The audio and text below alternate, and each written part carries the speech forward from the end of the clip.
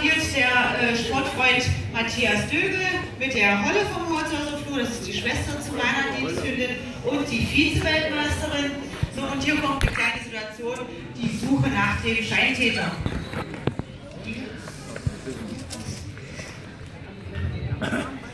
Das ist so. Okay.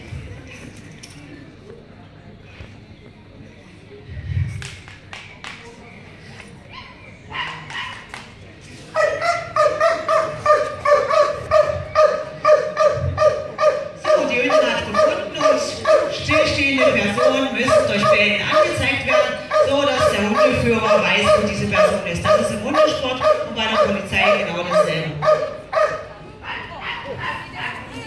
Als Bestätigung darf dann die Holle in den Ärmel beißen.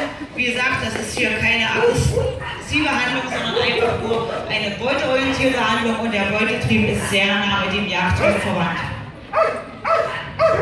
Auf Kommando trennt die Hündin und auch hier bewacht sie den Scheintäter wieder mit Bällen.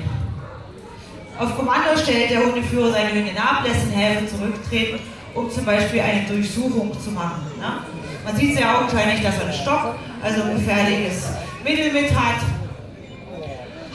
Und wenn der Helfer sich entfernt, obwohl er das nicht darf, muss der Hund selbstständig agieren und den Helfer durch Biss stellen.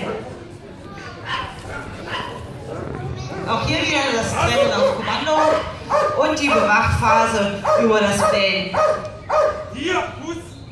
So das Abrufen, so dass der Hund vom Helfer abgerufen wird zum Hundeführer und der anschließende Seitentransport, um zum Beispiel den Scheintäter auf eine Polizeiwache, jetzt im Polizeidienst oder im Sport zum Leistungsrichter zu transportieren.